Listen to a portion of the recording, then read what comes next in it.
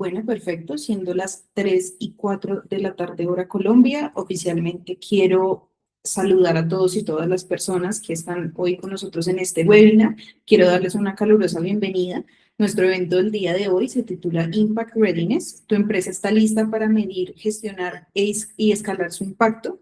Este es un espacio de conocimiento, de aprendizaje compartido que nosotros les traemos desde Impactia, como siempre, para hablar de un tema que es muy relevante en este momento en la agenda y que es importante para el ecosistema de impacto.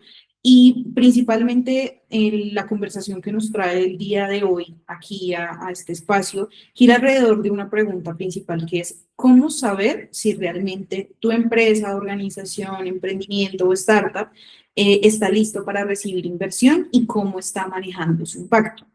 Esto no solo lo hablamos desde los números, sino desde todos los conceptos importantes que hay que considerar para entender qué tan listos estamos para este tipo de procesos. Esto como una pregunta general para poner la conversación.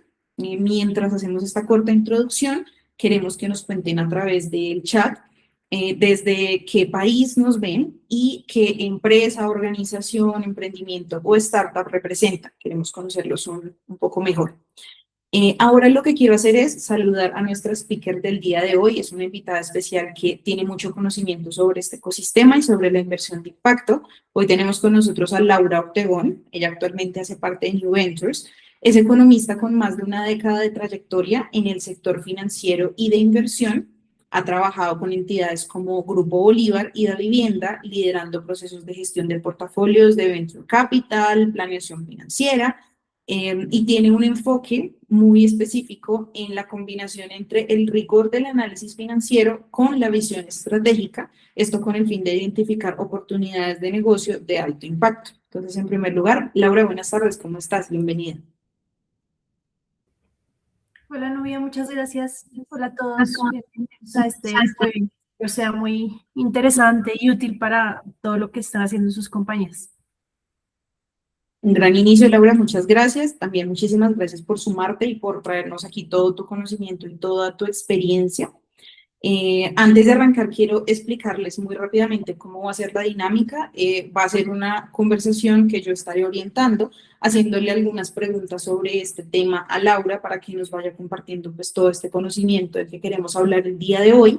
Y al final vamos a tener un espacio para las preguntas. Ustedes a lo largo del webinar pueden ir dejando las preguntas que tengan en el chat o en este espacio de preguntas al final pueden levantar la mano y de una manera organizada vamos a ir haciendo estas preguntas. Recuerden hacer sus preguntas de la manera más concisa posible. También tengan en cuenta que de pronto puede que hagan preguntas que estemos contestando después. Entonces, vamos a seleccionarlas de manera muy estratégica, pero por supuesto queremos que si queda alguna duda, si tienen alguna inquietud o algún comentario muy específico, podamos aprovechar este espacio para compartirlo con la comunidad y pues con Laura, que el día de hoy es nuestra speaker. Entonces, en primer lugar, y a modo de introducción para nuestro espacio del día de hoy, para los que nos conocen en Impactia, somos siempre muy abanderados y partidarios de las cifras, siempre estamos manejando muchos datos y es desde aquí, desde donde yo quiero arrancar. Traigo algunos datos de grandes fuentes de información del ecosistema de impacto, sobre todo para que pongamos sobre la mesa por qué el tema del que estamos hablando hoy es tan importante, cuáles son las problemáticas que están alrededor y sobre todo, pues, posteriormente, cuáles son las soluciones. Quiero arrancar con un dato que corresponde al GIN y que dice que el mercado global de inversión de impacto alcanzó 1.571 billones de dólares en 2023. Se triplicó versus el valor que estaba 4 años antes, que fue en 2019. Y esto es una evidencia de que la inversión de impacto no es algo por la moda, no es algo por la coyuntura actual del ecosistema, sino es algo que viene de un tiempo atrás de diferentes actores y que lo que está haciendo actualmente es tomar mucha fuerza. ¿Esto qué significa? También que el ecosistema está creciendo y que hay muchos aspectos importantes del ecosistema que están cambiando, están entrando nuevos actores y asimismo este ecosistema lo que hace es que se transforma constantemente adaptándose a las necesidades de cada momento y esto hace que surjan nuevas estrategias, nuevos mecanismos, nuevos instrumentos, como lo mencionaba hace un momento, nuevos actores. Entonces es importante entender que este cambio en el ecosistema de impacto y también su crecimiento no están directamente condicionados a lo que ocurra con el contexto económico global, sino que lo que busca es beneficiarlo y adaptarse a él. Por otro lado, también está esta cifra de que entre 2016 y 2022 se invirtieron 4.300 millones de dólares en capital de impacto en toda América Latina, con 3 sectores principales, que son fintech de inclusión financiera, agtech o agrotech y salud. Estos son datos del LAFCA Andy. Esto confirma un poco más lo que comentaba hace un momento. No es un tema nuevo, sino que es un tema que ahorita, en nuestro momento actual, también un poco por la coyuntura del cierre de USAID del año pasado, por diferentes cambios políticos y sociales, va tomando mucha fuerza, pero lo bueno es que tenemos un antecedente, tenemos historial, tenemos fondos de inversión, inversionistas, cooperantes que tienen portafolios, que también tienen muchos casos de éxito y muchas historias que contar, que también nos permite entender cómo ha venido cambiando y cuáles son las necesidades actuales.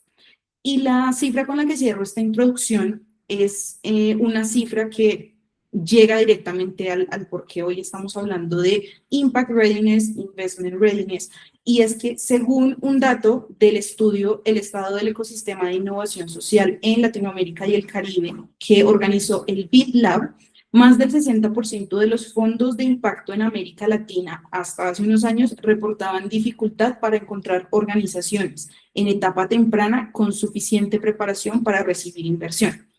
Desde Impactia es algo que hemos reconocido y es el tema que queremos traer y también las soluciones para ello, es que entre los dos polos de la financiación para el impacto, que es aquel actor que tiene el dinero que quiere invertir y aquel actor que necesita este dinero para potenciar su iniciativa, hay una brecha que dificulta la conexión entre estos dos actores, pero el motivo, digamos, los motivos por los cuales existe esta brecha son muchos. También depende de cuáles sean estos actores y hay motivos que están más relacionados con uno que con otro.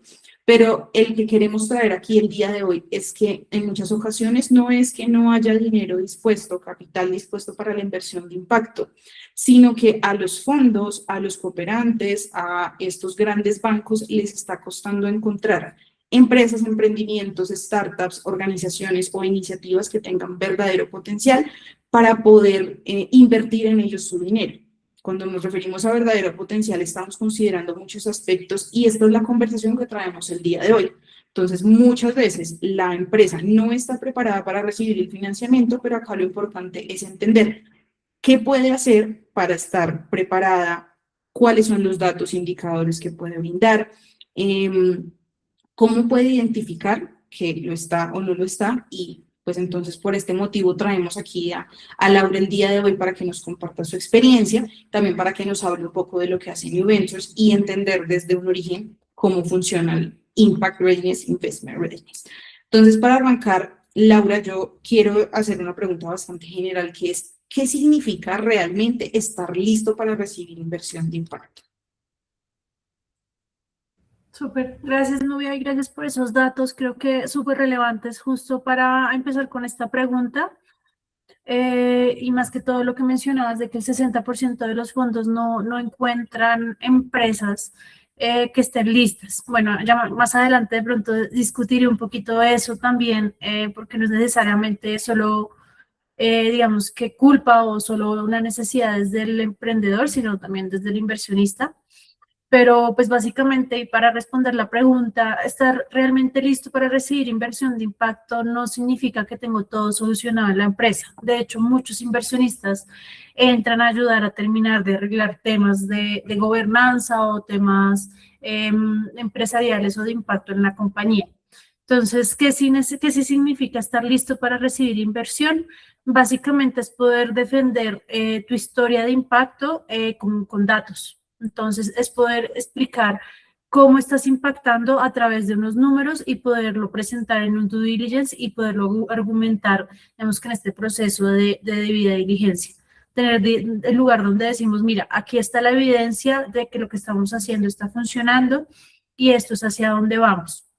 Entonces, para comenzar sería eso, tener muy claro cómo puedo explicar mi impacto en números y no necesariamente, que más adelante lo vamos a hablar, es decir, cuántas personas estoy ayudando o no, es cómo le estoy cambiando la vida a esas personas y cómo lo puedo explicar.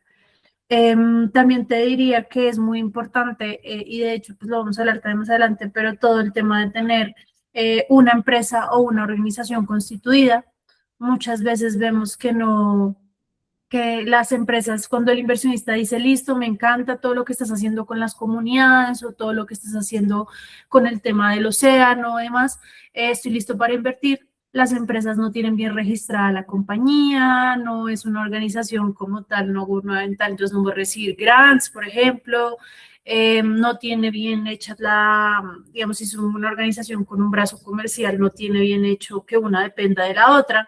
Temas así, digamos que ni siquiera son financieros, sino inclusive son de nada más, pues, dónde invierto si no hay dónde invertir porque no está hecha la caja o la empresa o la organización en donde están. Entonces yo diría que estar listo es justamente eso, tener datos, poderlos soportar y tener toda la estructura lista para poder recibir esa inversión.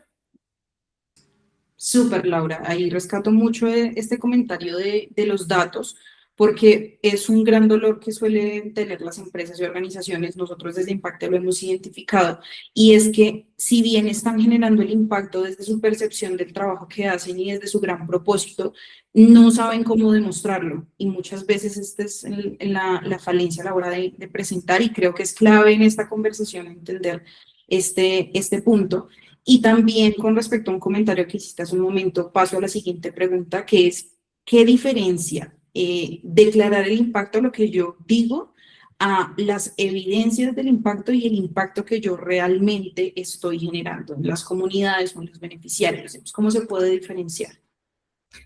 Y justo aquí también me subo como a los datos que diste al inicio, aparte de que USAID, digamos que se cayera, bueno, más allá del tema geopolítico de Trump y demás, tuvo que ver con cómo se estaba reportando la información. Entonces, habían un montón de proyectos y los proyectos decían que estaban funcionando, y cuando se hacía el reportaje, digamos que los indicadores o la forma de declarar el impacto en ese momento era mejoramos la vida de 500 familias, punto. Entonces, estuvimos en 10 hectáreas y así, digamos que todo era ni siquiera una razón, o sea, no era un indicador como tal, sino era simplemente una sociedad o una comunidad y cuántas personas hay en esa comunidad. Entonces, ¿qué están pidiendo ahora los inversionistas o toda cooperación internacional? Que podamos demostrar antes y después de la intervención qué es lo que estamos mejorando. Entonces, no es mejoramos la vida de 500 familias, sino intervenimos un área de 500 familias que antes tenían unos ingresos de X, y 6 meses después logramos que sus ingresos, gracias a todo el tema que dimos financiero o el tema técnico o todo el grant que dimos, aumentaron sus ingresos en 34%. Lo estamos midiendo de tal manera con esta metodología, y la idea es que se mida así de ahora en adelante, y el cambio se atribuye a que yo les enseñé técnicamente a cómo usar mejor el agua. Entonces, se dan cuenta, ahí pasé de decir algo de estamos impactando a una comunidad de 500 familias a establecer una metodología, dar datos, decir cómo estaban antes y cómo están ahora. Y por qué yo soy el que, gracias a mi intervención, estoy mejorando de cierta forma. Entonces, pues básicamente, si se dan cuenta, es poder medirlo, no solamente el área de impacto, sino todo el área, digamos que todo el crecimiento o el cambio. Y bueno, lo que les decía básicamente es esto, no tienen que buscar metodologías, digamos que, o sea, lo bueno de los inversionistas de ahorita es que se están preocupando por entender un poco más las metodologías de las empresas que en usar una que ya esté mundialmente aceptada. Entonces, si ustedes ven una metodología que pueden replicar cada vez que van a medir un impacto o una evidencia de impacto, lo interesante o lo importante es que se lo hagan saber desde antes al inversionista o al donante. Entonces, yo creo que esos son como los principales cambios. Súper, Laura. Ahí está muy interesante esta nueva perspectiva de los inversionistas, porque también existe como una creencia de que está demasiado dentro de una caja cada uno de los actores, que todo es muy estricto, que tal vez el inversionista es demasiado rígido, pero es verdad que como no estamos hablando solo de inversionistas, digamos es el término general, pero estamos hablando de diferentes tipos de donantes, cooperantes, y lo vamos a tocar en algún momento de la conversación. Entonces también estamos hablando de que traen unas nuevas lógicas y también es valioso entender no solo el tipo de financiación que se alinea contigo y cómo muestras ese impacto, sino también el tipo de inversionista, cómo funciona y que se alinea a lo que tú estás buscando. Me parece muy interesante esta parte de la conversación. Ya teniendo estos conceptos básicos identificados, quiero pasar ya a una parte en la que hablemos más de diagnóstico, como de preparación y que vayamos a esos puntos específicos. Entonces, quiero que nos cuentes en términos generales y entendiendo que los inversionistas y donantes, como lo decía, suelen ser mixtos y variados. ¿Qué umbrales, requisitos mínimos están exigiendo los financiadores actualmente? Súper. Ahí te diría que depende del financiador, ¿no? Como mencionabas, hay distintos tipos de financiadores y asimismo cada uno solicita temas distintos porque cada uno cubre etapas diferentes de la vida de las empresas. Entonces, lo voy a tratar de abrir en tres para no abrirlo en muchos. Hay muchos más, pero vamos a tratar de abrirlo en tres grupos. El primero yo te diría que es lo que es filantrópico, grants o más temas de cooperación, No, 500 donación. mil no, 500 mil no. Ay, al-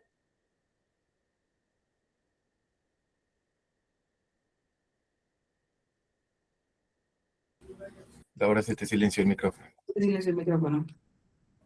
Gracias, qué pena. ¿Hace cuánto se me silencia?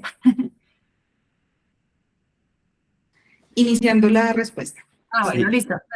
Iba a abrirlo, entonces les iba a contar que lo iba a abrir por tipo de financiador, en tres financiadores. Quisiera empezar con el de fondos de capital de impacto o inversionistas de capital de impacto. Estos son los que te piden, digamos, que un mix entre rendimientos, o sea, en poder devolver el capital, pero también en poder generar impacto. Ellos piden generalmente 2 años de ingresos o de operación, que sea demostrable o que puedas constituir la empresa hace por lo menos 2 años, que ya tengas algo de tracción, que es pues básicamente ventas o algún ingreso, que este ingreso sea ingreso propio o por lo menos la mitad de este ingreso sea propio. Entonces, muchas veces hemos visto que organizaciones declaran los grants como ingresos. Entonces, que si tengo un ingreso de 100, mínimo el 50% o 50 de esos 100 sean de ingresos propios. Equipo mínimo de personas full time, aquí es súper importante, pues cuando uno es inversionista, ver que la persona que está trabajando esté todo el tiempo, esté, digamos que comprometido con la empresa. Sabemos que pues en estas etapas muy tempranas, pues generalmente van teniendo trabajos como paralelos, pero la idea es que sí pueda haber por lo menos una o dos personas full time en la organización o compañía y que se tengan métricas de impacto por lo menos de 12 meses. Esto aplica mucho para fondos. Algunos fondos, no todos, piden que estén cercanos al punto de equilibrio o en punto de equilibrio. Y digo que no todos porque hay otros que sí invierten en etapas mucho más tempranas, digamos que año y medio de operación o un año de operación. Entonces, bueno, pasándonos de este, tenemos también el que sigue, que es filantropía. El umbral puede ser mucho menor. Las organizaciones que invierten en filantropía o temas de donaciones o grants simplemente piden un modelo validado. Entonces, yo lo diría como pues, un modelo que ustedes ya hayan aplicado o ya hayan replicado en algún lugar y puedan demostrarlo de alguna manera. No necesariamente que estén en punto de equilibrio, no necesariamente que estén en 2 años, pero como son modelos que estén validados, generalmente estas organizaciones también tienen, digamos que por lo menos un año de operación y no tienen problema en que ustedes dependan 100% de grants. Entonces, este es un poquito, digamos, menos exigente que los fondos de capital de impacto. Y tenemos, por otro lado, lo que es las bancas de desarrollo, IFC, BID, CAF, pues son como las latinoamericanas.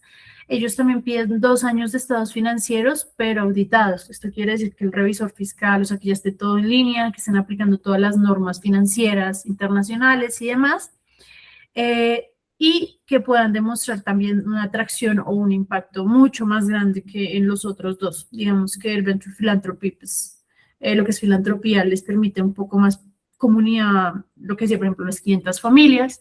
El Fondo de Capital de Impacto puede ser las 500 familias, pero con miras a expandirse bastante, pero las bancas de desarrollo ya buscan que tengan un impacto más regional, por decirlo así.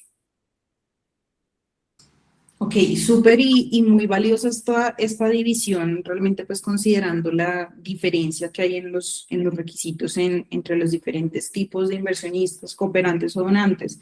Y hace un momento en la primera división hablábamos un poco sobre la atracción, entonces quiero adentrarme como en este tema en específico y es, ¿qué significa tener tracción real versus lo que son solo las proyecciones? Súper. Bueno, tracción se entiende como que ya haya alguien que pagó por mi servicio, básicamente. Entonces, yo estoy vendiendo sillas y ya alguien me compró esas sillas o ya tengo un contrato firmado con alguien para poderle vender esas sillas. Digamos que eso es realmente tracción.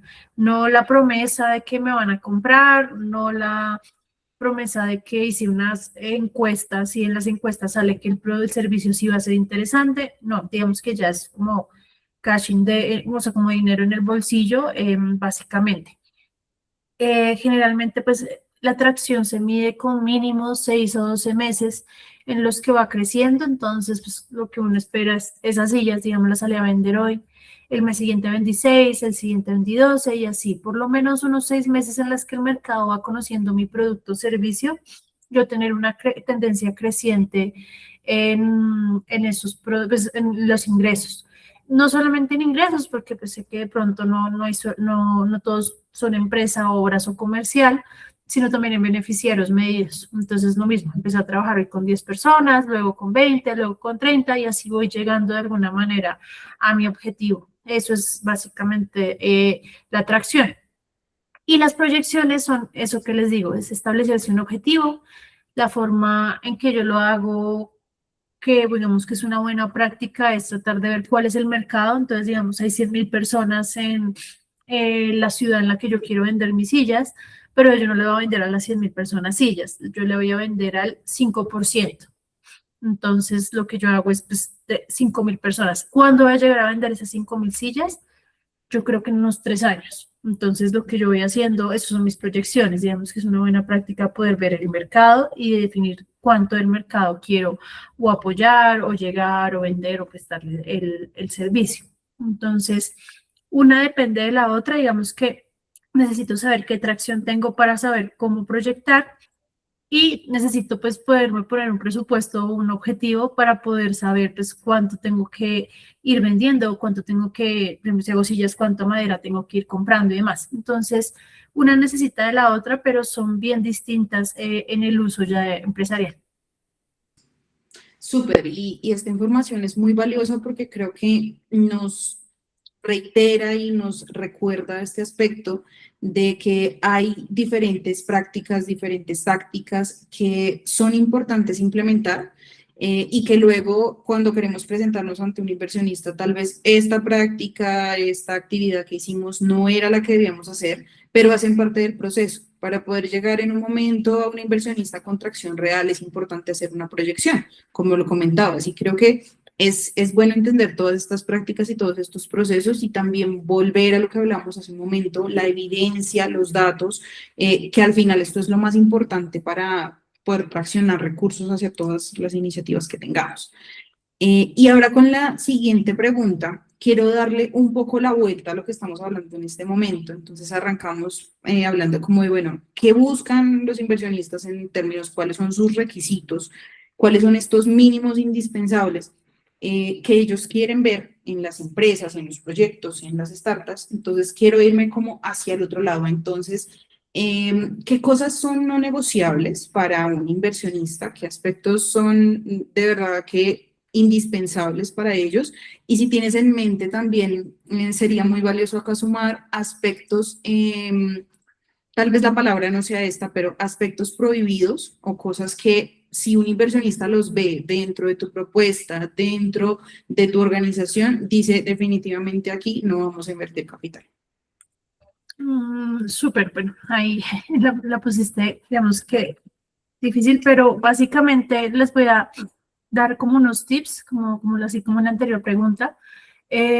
Como les mencionaba Nubia al principio, yo trabajo en una empresa que se llama New Ventures. Nosotros somos un holding de impacto y es un holding es porque básicamente acompañamos al emprendedor en muchas etapas de su vida.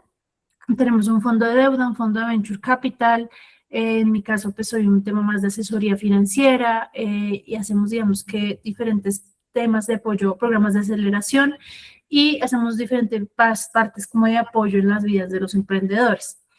Teniendo en cuenta esto, voy a pegar mucho como lo que hacemos nosotros y pues para extrapolarlo un poco como hacia el mercado, pero básicamente no negociable a la hora de pronto de ir al fondo de deuda o al fondo de venture capital que tenemos es lo primero, una separación total entre finanzas personales y finanzas del negocio. Vemos muchas veces que los emprendedores o pues las personas que tienen las organizaciones se endeudan ellos a título personal para poder inyectar capital a la compañía. Digamos que eso es, pues, digamos, eso es terrible, eso es, digamos que es como dices tú, prohibitivo porque básicamente implica que si la empresa por alguna razón se acaba o no vende o no empieza a vender bien los productos, yo quedo endeudado así la empresa se acaba. Entonces, lo que sí es como una bandera roja súper importante es esto, poder separar finanzas personales del negocio o de la organización. Otro que era, y reitero, pues de que lo mencioné anteriormente, es poder tener una estructura legal y que esté al día. Entonces, pues lo que les decía, poder saber en qué voy a invertir, en dónde voy a invertir, dónde está esa compañía, en qué país, en qué lugar, que esté constituida ya, no que preciso cuando yo ya voy a desembolsar, me digan en 6 meses, 8 meses que haya montada me sale la licencia de funcionamiento. Y que esta empresa también, muy importante, tenga resuelto todo el tema de gobernanza. Entonces, en la gobernanza me refiero mucho a acuerdo de socios. Me ha pasado muchas veces lo mismo, que ya les va a invertir un inversionista y a un socio no le gustó la propuesta y al otro socio sí, pero no tienen acuerdo de socios, entonces no saben cómo llegar cuando tienen desacuerdos, cómo hacen para llegar a acuerdos. Entonces sí es súper importante que aparte de la estructura legal que les mencionaba, también tengamos todo el tema de gobernanza, quién toma las decisiones, cómo las toman, qué pasa si no están de acuerdo los accionistas, también pues qué pasa si tengo que hacer propiedad intelectual o si tengo deudas informales. Entonces, esta parte es muy importante y es algo que lo que el inversionista no quiere lidiar realmente, que es temas pues, personales, digamos, no quiere lidiar es con temas de la compañía, ni con temas de acuerdos de socios, que pueden ser más temas de pronto a veces de egos. Impacto que crezca con el negocio, y aquí me refiero a que el impacto sea parte core de la compañía. Cuando somos un inversionista de impacto, no es como que simplemente quiero que me digas cuáles son tus ESG o los temas que manejas de género y demás, no. Si eres una empresa de impacto, es porque naciste del impacto y si te quito el impacto, ya no eres una empresa. Entonces, pues básicamente eso también es muy importante que podamos revisar y cuando se hable con el emprendedor, poder entender o la organización, poder entender que el impacto es parte esencial y que si a la empresa o a la organización le va bien y va creciendo, pues asimismo el impacto va a crecer. O sea, si hoy impacté a 1000 personas, creciendo con mi capital voy a poder impactar a 1 millón de personas. Este que les digo, no diría yo que es prohibitivo, pero sí es súper relevante y sobre todo cuando hacemos rondas de financiamiento. Esto digamos que cuando es una empresa que necesita de vez en cuando capital o que va al banco o busca financiamiento de deuda, no es tan importante, pero sí cuando queremos ser tipo emprendimiento que levanta varias rondas de inversión y demás, es súper relevante y es que el equipo pueda operar sin depender de una sola persona. Entonces, si esa persona tiene que ir a un evento, si le pasa un tema personal, si no le gustó más la compañía y se fue, lo que usamos muchas veces los inversionistas es que las empresas puedan seguir operando sin solo esta persona, o sea, que la empresa no sea la persona y pueda seguir creciendo y funcionando independiente de que si están estas personas. Y yo diría que estas últimas que les nombré no son prohibitivas para no invertir, pero sí son cosas que les van a ir pidiendo en el camino. O sea, si yo les invertí, sí, y cuando ya estoy invertido, sí les puedo decir como, bueno, cómo vamos a hacer el tema de que no dependa de una sola persona, cómo vamos a crear las diferentes áreas de operaciones y demás, cómo vamos a hacer para que el impacto crezca con el negocio y demás. Entonces, no es que, o sea, son no negociables, pero no son vetos para no invertir. Lo que pasa es que puede que inviertan y los van a seguir presionando un buen rato para que lo cumplan. Ok, buenísimo. Y creo que estos puntos específicos también son un valor agregado a esta conversación. Es algo que posiblemente un inversionista no te lo va a decir si se lo preguntas directamente, pero creo que esto es de mucho valor para las personas que nos están viendo porque son aspectos que tal vez algunas personas no asocian directamente a lo que es una petición, una solicitud, una convocatoria para poder recibir capital, porque estamos hablando, como lo hablamos hace un momento, mostrar que estamos generando impacto y que tenemos rendimientos financieros. Y luego hay otros aspectos que también son importantes y sobre todo que les van a ayudar a posicionarse como los mejores para recibir capital, para recibir apoyo y como todo lo que tenemos acá en el espectro. Entonces, me parece súper pertinente. Ahora quiero pasar a un siguiente bloque. Vamos a hablar sobre los inversionistas. Creo que ya en una pregunta anterior hablamos un poco y nos explicabas, Laura, sobre qué buscan algunos financiadores en específico. Pero en este punto quiero abrir un poco más la conversación porque me surgía ahorita la inquietud y también quiero mencionar un poco sobre esto, que es como el espectro de capital en el financiamiento, que muchas personas no están familiarizadas con este término.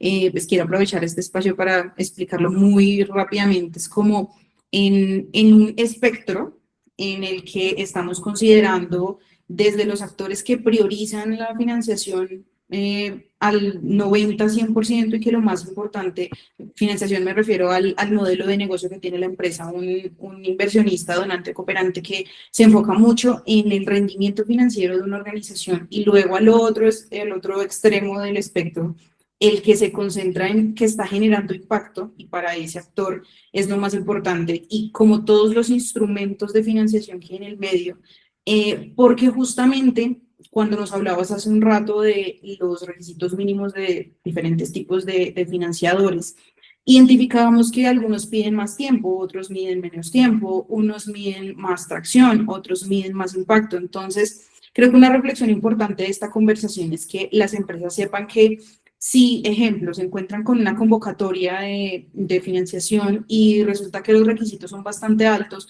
son porque están buscando etapas más altas y si tú estás en una etapa más temprana, entonces de pronto te frustras, de pronto dices no hay capital para mi iniciativa, yo no tengo los recursos para llegar a ese nivel, entonces pues digamos, ¿cómo hago? Pero resulta que hay financiadores que tienen instrumentos y mecanismos preparados para poder potenciar esa iniciativa que hasta ahora está empezando.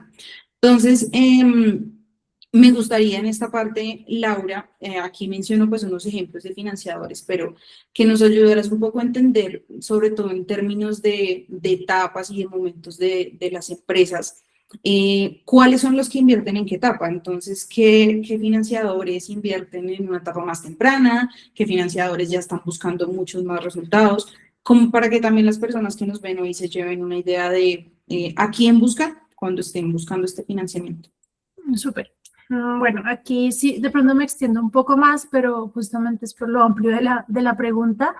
Hay algo que pueden buscar de bibliografía, se llama la curva J, la famosa curva J, y es básicamente todas las empresas empiezan en un punto, luego empiezan a perder capital, entonces hay una barriguita, digamos, como la de la J, y después ya generan utilidades. Entonces, digamos que pasan de la barriguita de tener, digamos que negativos o pérdidas, a poder generar sostenibilidad, que ya es como, digamos, cuando la J va hacia arriba.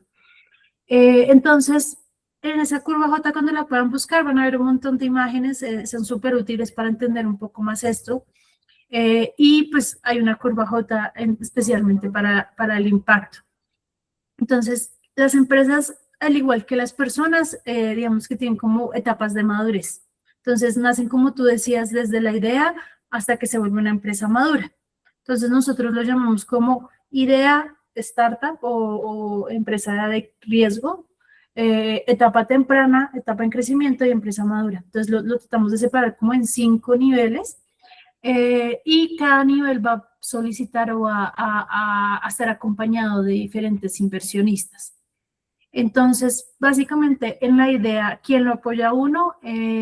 Pues ya ustedes seguramente algunos pasaron por eso, pero cuando uno tiene una idea, los primeros que lo apoyan son uno mismo, friends and family. Entonces, los amigos y la familia, a veces dice mucha gente followers and fools, que pueden ser como personas que están locas y quieren invertir, o seguidores que les gusta mucho como pienso. Entonces, en la idea me invierten normalmente ese primer año que yo les decía de operaciones. Realmente es porque yo me estoy apoyando o alguien de mi familia o de mis amigos me dio capital. Luego de Friends and Family, que llamamos, viene algo que se llama los filántropos o las donaciones o los grants. Muchas empresas, dependiendo de la forma en cómo trabajan o del objetivo social, se quedan en temas de filantropía y digamos que sigue siendo como, siguen moviendo la idea, o sea, sigue estando en la etapa de idea, pero la idea puede evolucionar, sin embargo, se queda en esa etapa. Yo diría justamente, si se dan cuenta, que la filantropía sirve mucho en estas etapas iniciales en las que yo tengo que generar esa atracción, en las que tengo que ver si mi modelo sirve, en las que tengo que empezar a medir y traquear súper bien el impacto. Y aquí paso al siguiente, que son las aceleradoras.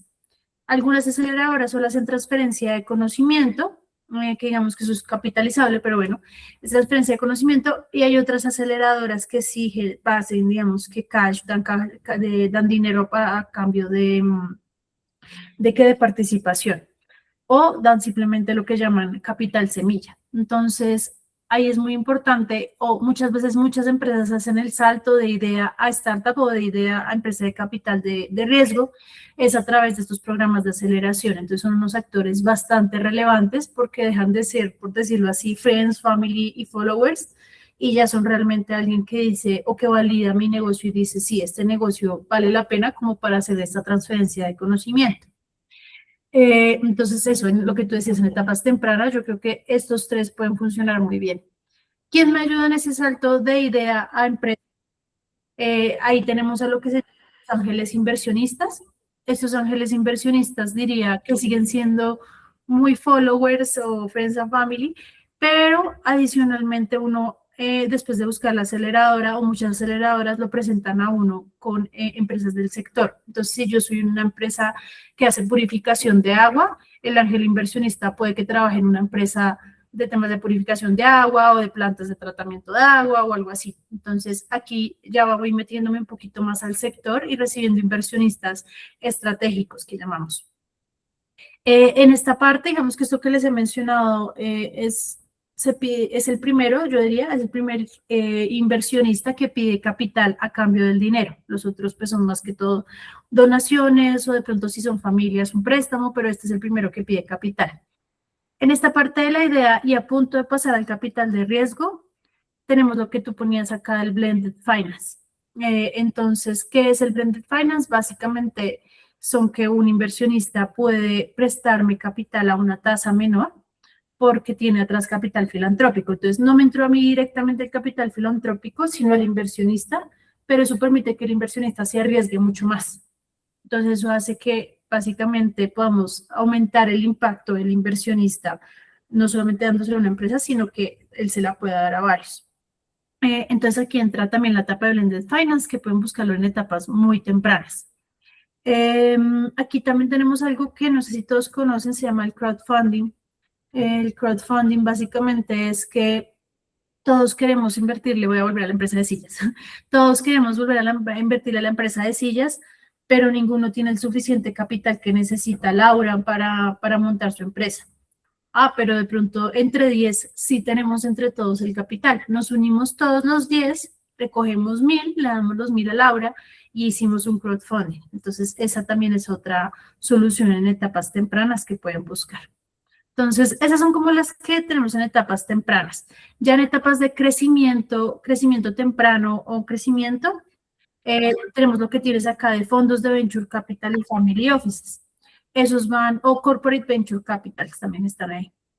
Estos sí van mucho a que te empiezan a pedir rendimientos.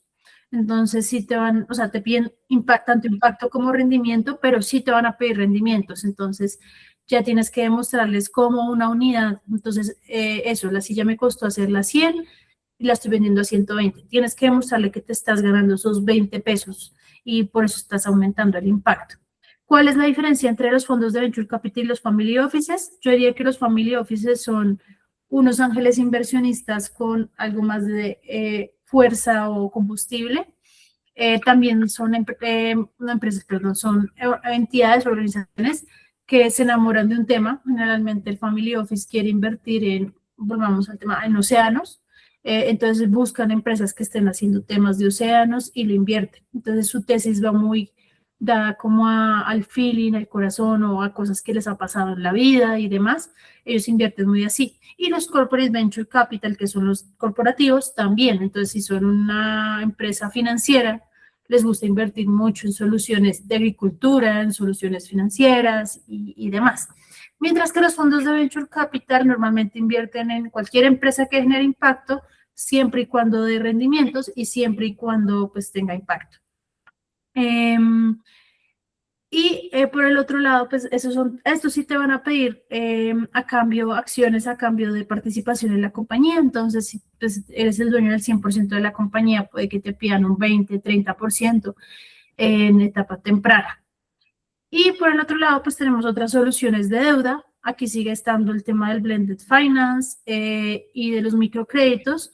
Y aquí ya uno puede ir pensando, pues quizás en un crédito más tradicional. Yo diría que, bueno, digamos que hasta ahí para esto, es importante decirles que esto que les dije son instrumentos de financiamiento a largo plazo. A corto plazo hay muchos más, el factoring, el leasing, bueno, temas así, pero a largo plazo y para hacer objetivos a largo plazo son estos que les mencioné. Súper, Laura, muchas gracias. Este análisis en las diferentes etapas es muy valioso porque, como lo comentaba antes, es importante entender en qué momento estamos, qué buscamos y cuál es el actor, sobre todo en este caso el financiador, que está dispuesto a apoyarnos en este momento con respecto a la etapa en la que estamos y lo que queremos hacer. Aquí tú tocabas diferentes temas, entender tipos de financiadores, también hablamos de instrumentos, también es la posición en el espectro de capital, son un montón de temas que, de verdad, ojalá tuviéramos el tiempo del mundo para hacer muchos eventos y hablar de todos estos temas. Voy a aprovechar que toqué el tema, hago la cuña ahí en el chat a nuestra audiencia, les comparto el link de la encuesta de satisfacción que tenemos para el evento del día de hoy, que nos cuenten muy brevemente qué les pareció, es una encuesta muy rápida y allí también nos pueden contar qué más les gustaría que tuviéramos como tema en próximos eventos, porque creo que incluso de la conversación de hoy salen muchas ramas como de diferentes temas que son importantes y que estaría muy interesante hablar, entonces pues esperamos ahí que nos cuenten también. Y ya pues entrando al momento final de nuestro webinar del día de hoy, quiero pasar a un bloque en el cual vamos a hablar de cuáles son esos errores comunes que suelen ocurrir en estos procesos que están bloqueando para las empresas el acceso al capital. Entonces, aprovechando la experiencia que tiene Laura en toda esta evaluación y en todo este conocimiento de las empresas y en los procesos, entonces, Laura, ¿cuál es este error o si hay 2 o 3, cuáles son los errores más frecuentes que ves en las organizaciones que buscan inversión de impacto y que finalmente no la consiguen? ¿Cuáles son estos errores comunes? Bueno, yo creo que ya los hemos tocado aquí en la conversación, pero los voy a mencionar de nuevo. Uno es confundir como actividad con impacto. Como les decía, no es atendemos 500 familias, sino es qué cambio en esas familias y eso, pues no sé si todos lo han hecho, pero se llama teoría del cambio y básicamente es cuál es mi teoría o mi hipótesis del cambio que estoy haciendo en el mundo. Entonces, el error más frecuente que vemos es eso, o sea, tenemos una empresa que nos encanta, nos parece súper chévere, pero cuando nos va a reportar la información o cómo está haciendo las cosas, no tiene clara ni la metodología ni que el cambio en la vida de las personas. Entonces, ese diría que es como uno de los errores más frecuentes. Otro, y creo que me voy mucho a la demora de mi respuesta anterior, y es buscar el capital equivocado en la etapa en la que están. Lo que tú mencionabas lo veo muchísimo. Entonces me llegan empresas que están en una etapa de idea todavía, pero ya están endeudadas casi al 80% de sus ingresos. Entonces no hay mucho que yo pueda hacer ya con esas empresas que están tan endeudadas.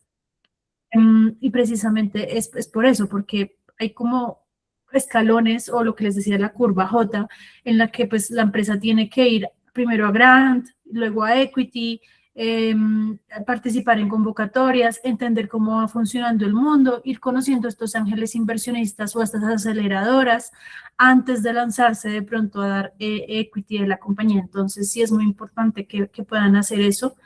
Y otro es, y lo veo mucho en ONGs con brazo comercial, pero es tener muy claro cómo es esa división entre la parte comercial y la parte de fundación o ONG. Y es básicamente entender qué capital recibe cada entidad, cómo se distribuyen las operaciones, cuál genera el impacto, cuál asume las obligaciones. Y esa claridad debe nacer muy desde justamente cuando decido abrir un brazo comercial. Ok, súper. Creo que estos puntos son claves y son importantes tenerlos en cuenta. A veces un poco en el proceso de preparación justamente de mi postulación, de lo que yo estoy buscando con el inversionista, tal vez no tengo en cuenta estos detalles y por eso el proceso de preparación es tan importante. Esta pregunta ya la contestabas un poco con este segundo error común que nos comentabas, pero quisiera extenderla un poco, y es con respecto a cuando una organización, empresa, startup solicita un monto de dinero que no es acorde a su capacidad, a su momento. Entonces, se pueden presentar los dos escenarios, ¿no? Una organización que tiene ya una etapa avanzada considerable, que ya está generando impacto y tiene rendimientos, y luego está solicitando menos capital del que necesita para una propuesta, un proyecto gigante que tiene.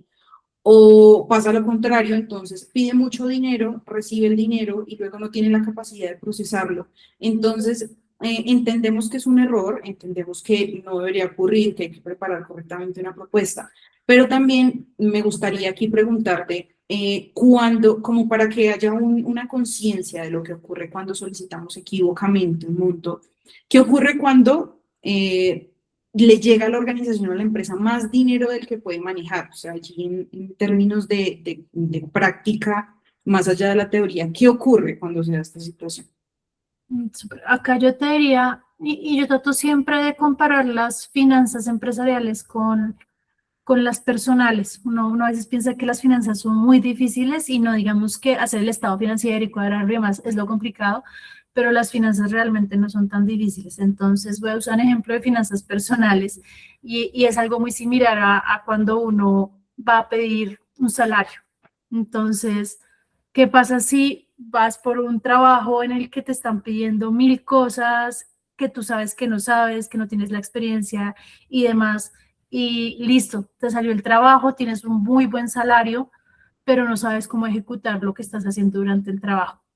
Eso es lo mismo que pasa porque no puedo, digamos que no tengo las habilidades, no tengo el tiempo, no tengo el conocimiento, no sé cómo llegar a ese lugar para poder, pues digamos, cubrir ese tema. No es tanto como si es la capacidad de absorción, digamos que todos tenemos la capacidad de gastar en los proyectos o en los productos o en la vida personal, en los gastos que uno puede llegar a tener.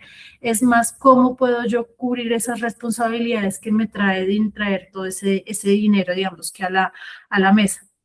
Entonces la lógica es como, si tengo una empresa o una organización de 3 personas y me dan $1.000.000, ¿soy capaz de gestionarlo? Si no, estoy cerca, tengo un plan, puedo ajustar mi plan. Lo mismo que, como les digo, como presentarse a un cargo. Listo, no tengo el 100% de las habilidades, pero uno sí participa a veces cuando tiene el 70, 80% de las habilidades, las demás las puedes aprender, pero uno sí tiene que estar seguro de que puede tener esa capacidad de absorción, o puede tener una ruta para llegar a ese, digamos, $1.000.000 que yo les podía poner. Además, del otro lado, pues también el inversionista se va a dar cuenta si ustedes no tienen toda la atracción y seguramente la respuesta va a ser no. Y como decíamos anteriormente, van a tener esa frustración de es que nadie me quiere dar capital. No, es que tal vez estás apuntando a un capital que todavía no corresponde. Y nada más acá, ¿qué es capacidad de absorción ya a nivel empresarial? Básicamente tener un equipo disponible y un equipo que pueda reportear. Siempre que les van a dar capital y más en este mundo de impacto, les van a pedir un montón de reportes, un montón de indicadores y demás. Entonces, sí necesitamos un equipo disponible o un sistema que esté lo suficientemente avanzado para poder hacer todo ese reporting y esa conversación con el inversionista. De capacidad de absorción es que yo tenga los procesos operativos. Por ejemplo, si me piden lo que les decía, 1000 sillas, pues tengo todo el inventario y tengo toda la forma de hacer que el proceso operativo funcione para que la logística me lleve de un lado a otro. Tengo sistemas de seguimiento y tengo velocidad de ejecución. O sea, no le voy a quedar mal, voy a poder hacer el gasto de ese capital, de ese $1.000.000 que me dieron de una forma lógica, no me voy a demorar 10 años cuando el ejercicio era 2 años y demás. Entonces, es pedir lo correcto, ni menos ni más, porque menos también hace que yo quede mal. O sea, lo mismo, por ejemplo, a nivel personal, si yo pido menos de lo que vale mi trabajo, de lo que yo necesito para subsistir, por ejemplo, en un salario, pues no va a funcionar tampoco. La capacidad de absorción va a ser mucho menos, no voy a poder trabajar con lo que tengo, le voy a quedar mal a todas las personas, no voy a poder tener el inventario para hacer la capacidad de ejecución y demás. Entonces, pedir lo correcto es mejor que pedir lo máximo posible. Y pues lo ideal es siempre tener 3 cosas: el monto específico, los usos y qué hitos voy a lograr con esos usos que voy a tener. Súper, creo que esta parte es un análisis muy importante de esta parte de la preparación y realmente tomarse el tiempo de hacer una evaluación previa, qué estoy buscando y por qué lo estoy buscando. Luego yo le voy a tener que entregar al inversionista, como tú comentabas, unos resultados y aquí el objetivo es que para todos funcione. Entonces el inversionista esté seguro de que está poniendo su capital en una empresa que le va a dar el mejor uso posible y también que yo sepa que estoy potenciando mi impacto, mi iniciativa pues, a través de esta financiación y creo que esto que cuentas se articula también a lo que hablábamos antes, el equipo, que tú demuestres cuál es el equipo que tienes en tu empresa, porque esto también le va a decir al inversionista quiénes son las personas que van a lograr todos esos hitos y todas esas metas que se plantean. Muy, muy importante esta parte. Entonces ya para ir cerrando y para darle como una conclusión y luego pasar a una parte de preguntas. Entonces, de manera concreta, quiero que des a la audiencia un mensaje final y que le cuentes qué consejo le darías a una empresa de impacto que está empezando a preparar. Ay, no sé si fui yo.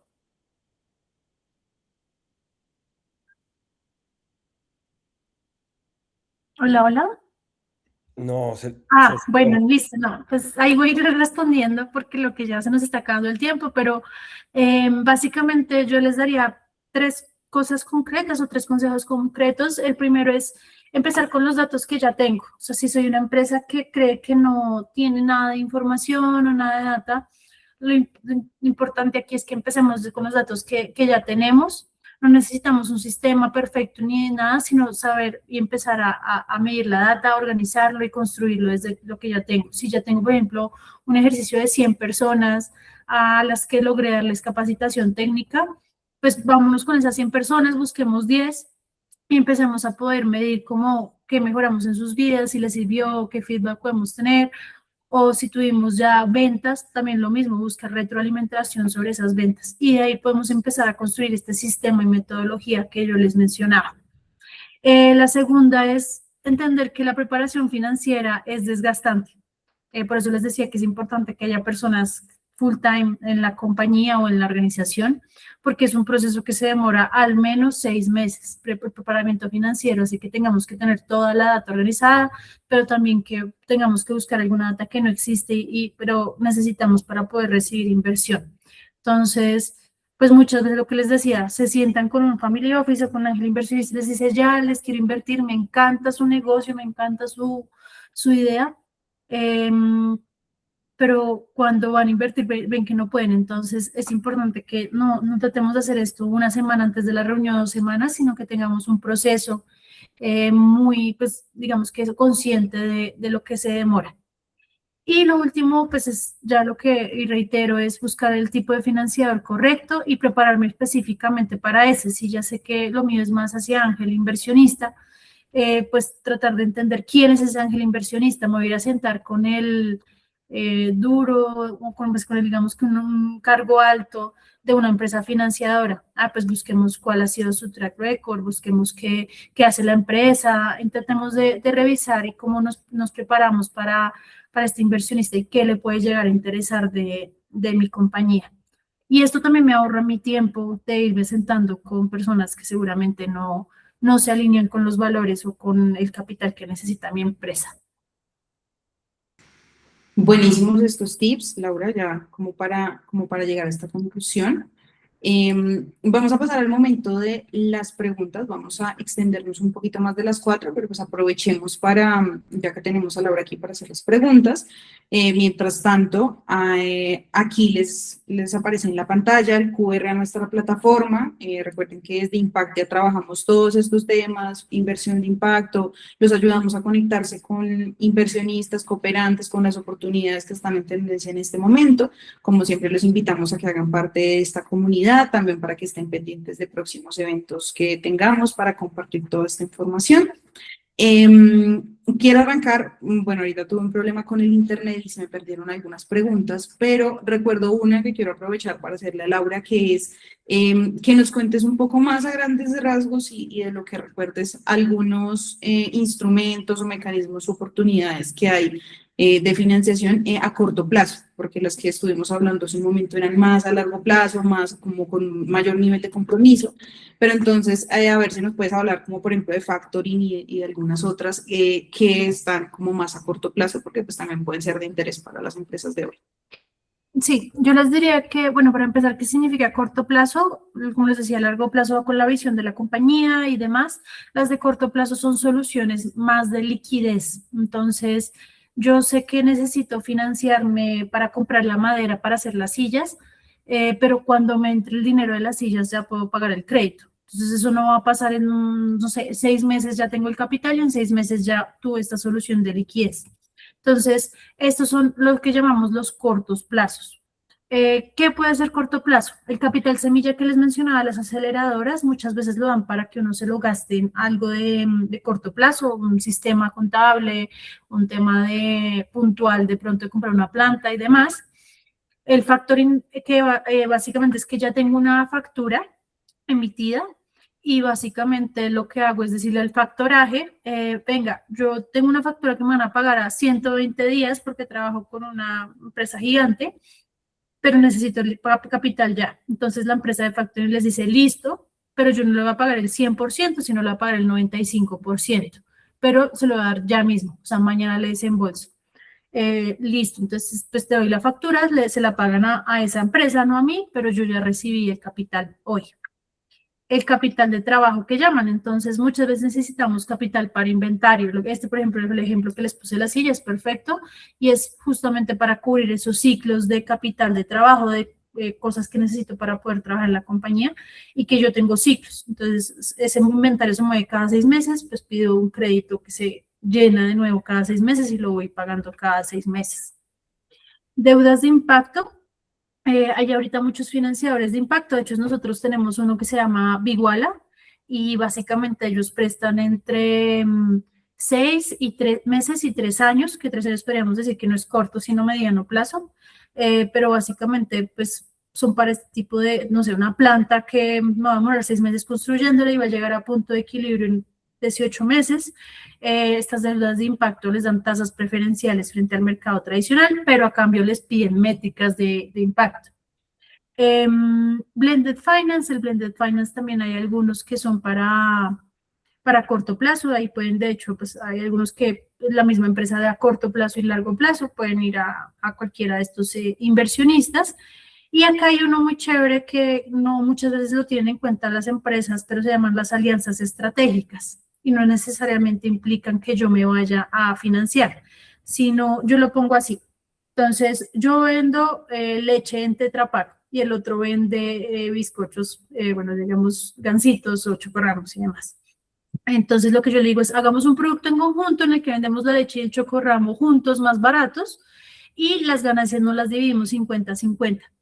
Yo no tuve que poner un peso, sino puse mi producto y todo mi esto, el otro también, y entre los dos hacemos marketing, entre los dos logramos salir a vender el producto.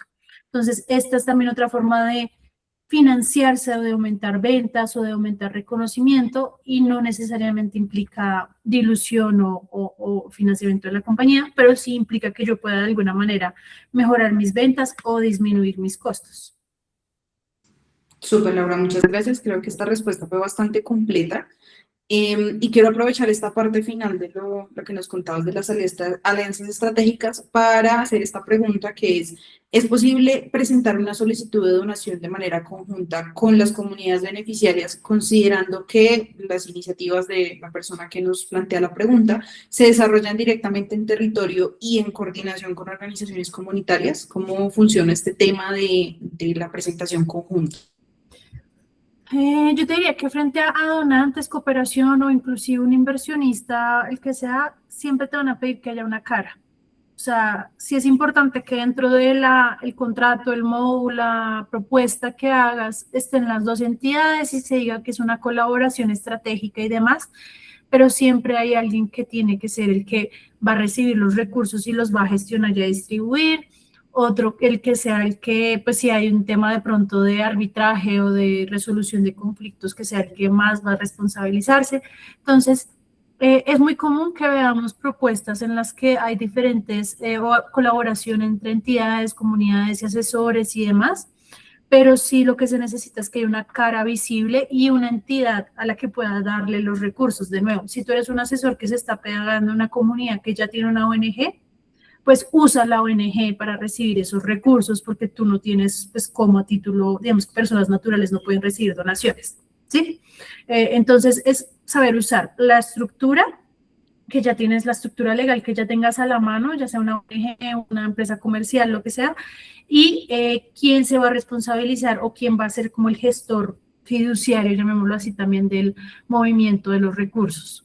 Entonces, yo diría, perfectamente se puede presentar, es más tratar de pensar estratégicamente qué funciona más y que es también, yo lo uso muchas veces así como que es más sexy para el inversionista, que tenga la cara de pronto Impactia, que ya tiene track record en Colombia o que la tenga New Ventures que ya tiene la cara en México. Entonces, seguramente si nos vamos, no sé, a un país así, pues puede decir, bueno, más sexy puede ser esto. Entonces, siempre tratamos de recomendar que sea muy estratégico en varios puntos, en eso, a quién el reconocimiento, quién tiene la caja para recibir los recursos o la razón social, y quién tiene más poder o más capacidad de gestión del capital para moverlo hacia las comunidades o hacia el usuario final. Maravilloso, Laura, muchas gracias. Y ya con esta pregunta de Imanol, quiero como darle cierre a esta parte de las preguntas.